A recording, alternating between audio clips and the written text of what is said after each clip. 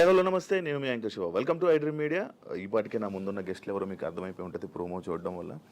Yeah గత 4-5 నెలల నుంచి యూట్యూబ్లో కానీ, ఇన్స్టాగ్రామ్లో కానీ, సోషల్ మీడియాలో బాగా వైరల్ అయిన కపుల్, అమర ప్రేమికులు అని అనుకోవచ్చు. మాధురి గారు అండ్ దువ్వాడి శ్రీని గారు ఈరోజు మనతో ఉన్నారు. వాళ్ళిద్దరితో మాట్లాడి మనకు తెలియని విషయాలు తెలుసుకునే ప్రయత్నం అయితే ఈరోజు చేద్దాం. హాయ్ అండి, ఎలా ఉన్నారు? హాయ్ సార్, ఎలా ఉన్నారు? బాగున్నారా? ఫిబ్రవరి 14th వస్తుంది వ్యాలంటైన్స్ డే. దాని గురించి కూడా నేను లాస్ట్లో ఒక చిన్న ఇది ఉంది మీ ఇద్దరికి, దాని గురించి కూడా మాట్లాడదాం. హ్యాపీయా? Very very happy. మంచిగా ఆనందంగా ఉన్నారా? సంతోషంగా? ఆల్వేస్. ఎటువంటి ప్రాబ్లమ్స్ ఏం లేవా? ఏం లేదు. ఇద్దరు కలిసి ఉండడం స్టార్ట్ చేశాక ఎలాంటి మార్పులు చూసుకున్నారు మీ ఇద్దరు?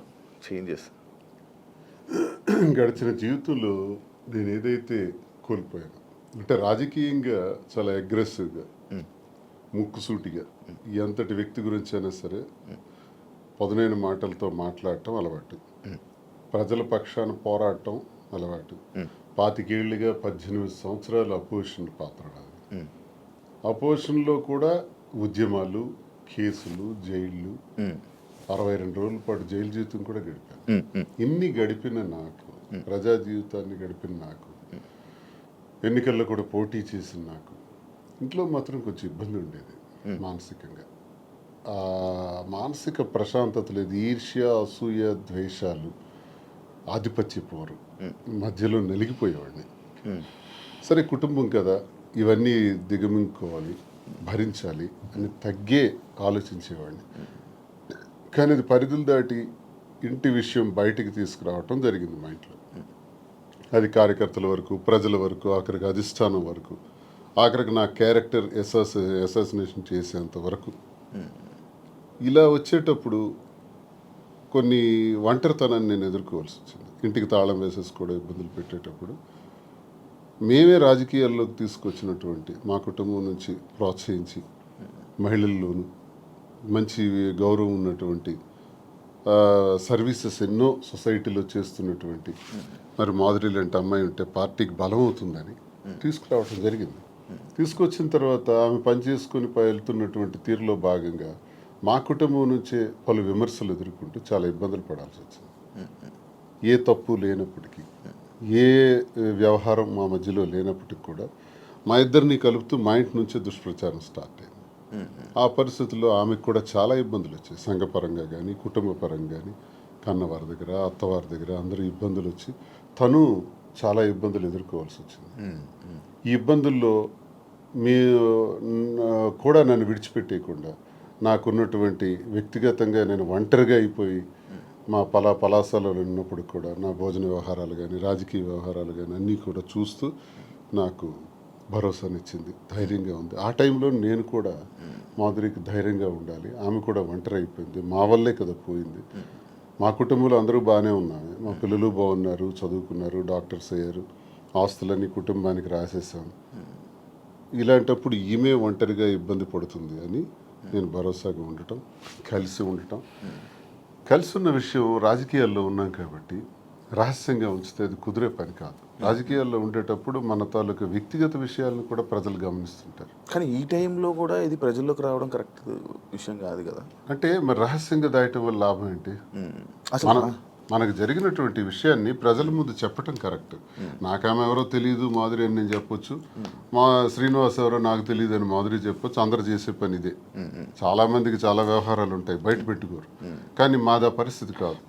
ఒక వ్యవహారం ఇతను ఇలా చేశాడు, ఇలా ప్రవర్తించాడని ఇంటి నుంచే అబ్జెక్షన్స్ వచ్చి గొడవలు పెట్టి దాన్ని రచ్చ చేసేటప్పుడు ఆ మీడియా ముందు నేను కూడా ఫ్యాక్ట్స్ చెప్పాలి. ఎస్, మేము ఈ పరిస్థితుల్లో కలవాల్సి వచ్చింది, మేము కలిసిన ఈ పరిస్థితుల్లో మేము ఈ నిర్ణయం తీసుకోవాల్సి వచ్చింది, మా నిర్ణయం ఇది అని స్పష్టంగా గత 4 నెలల క్రితమే మీడియా ద్వారా పబ్లిక్కి తెలియజేసాం. ఈ విషయం టెక్కల ప్రజలందరికీ తెలుసు, శ్రీకాకుళం జిల్లాలో తెలుసు, రాష్ట్ర ప్రజలకు తెలిసేటప్పుడు కొంత లేట్ అయింది. ఇది వాస్తవాలని మేము చెప్పి నిర్ణయం తీసుకున్నాం.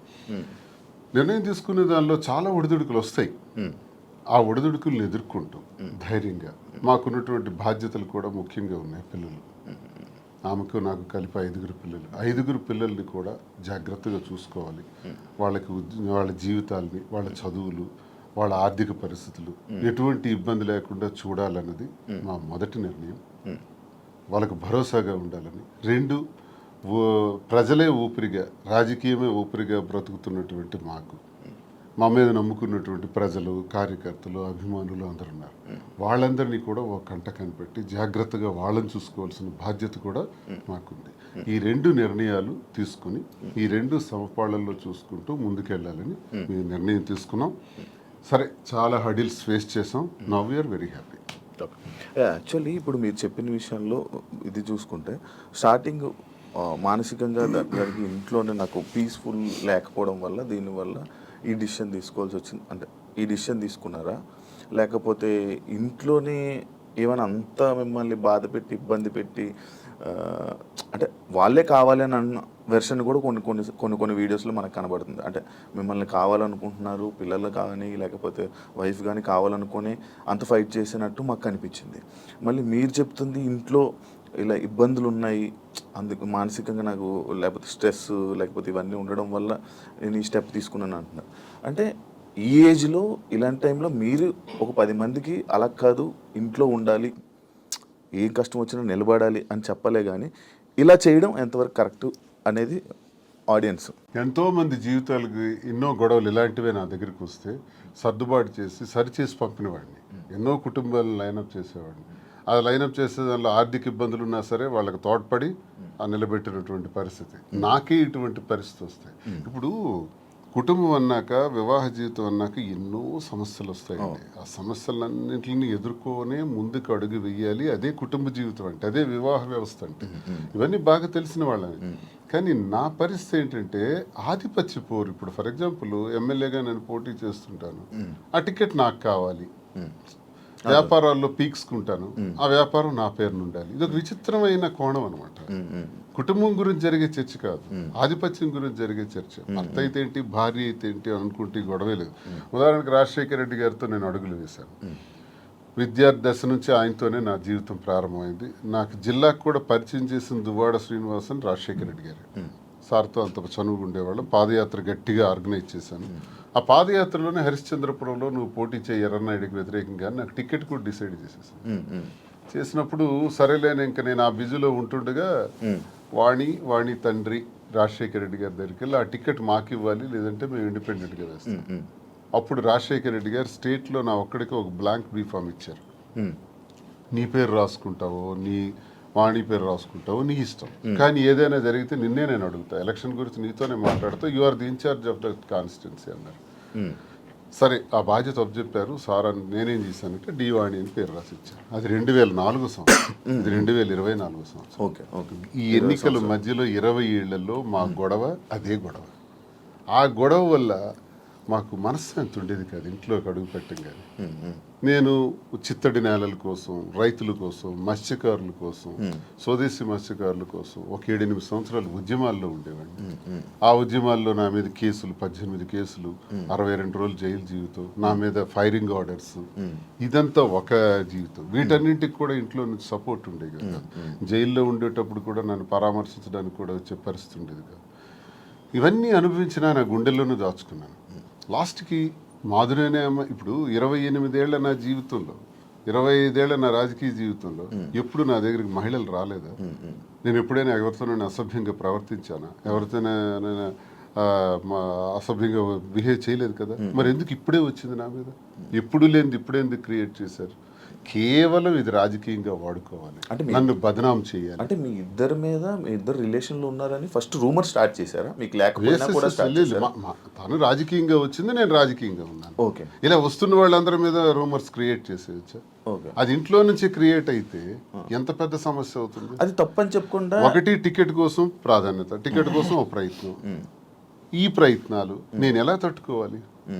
పిల్లల్ని అల్లారు ముద్దుగా పెంచి, గుండెల మీద పెంచి, ఒక స్థాయికి తీసుకొచ్చి, కుటుంబాని కోసం తలగ్గి, ఆఖరికి టికెటే కదా కావాలి. అధిష్టానాన్ని నేను రిక్వెస్ట్ చేసా, టికెట్ ఆమెకి ఇచ్చేయండి అన్నాను. నేనే తగ్గిపోయాను. అప్పుడు వాణికి అధిష్టానం ద్వారా టికెట్ నేనే ప్రకటింపజేశాను. కానీ మళ్ళీ ఆమె గ్రాఫ్ కోల్పోయిన తర్వాత మళ్ళీ ఆ టికెట్ నాకే రావటం, నేనే పోటీ చేయాల్సిన అవసరం వచ్చింది.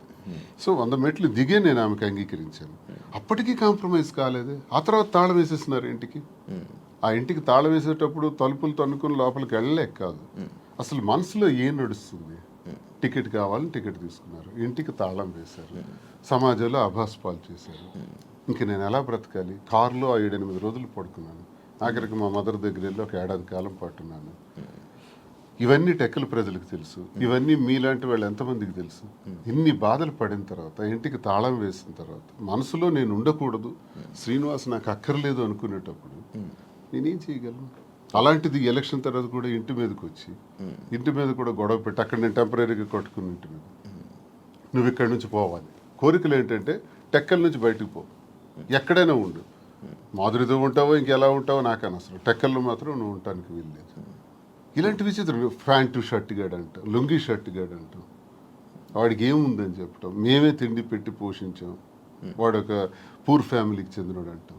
అవునండి, ప్యాంటు షర్ట్ లుంగీ షర్ట్ గాడిని భార్య అంటే వాళ్ళ అమ్మని మా అమ్మని తిట్టడం, మా తమ్ముళ్ళని తిట్టడం, కుటుంబాలని అవమానపరచడం ఎంత భరిస్తాం? మీరు మీడియాలోనే చూసారు ఈ మాటలన్నీ.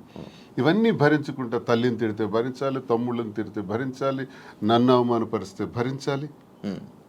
ఇవన్నీ భరించుకుంటానే ఉన్నాను 28 ఏళ్ళు పిల్లల కోసం. కానీ మరి తనది రహస్యంగా ఉంచలే. అది 4 walls మధ్య సెటిల్ అయింటే నిజంగా ఆ అభిమానంతో భర్తే కావాలని తను అనుకుంటే మాధురి ఇంట్లో ఉండేవారు, నేను నా ఇంట్లో ఉండేవాడిని. కథ ఇంతవరకు వచ్చి ఉండేది కాదు.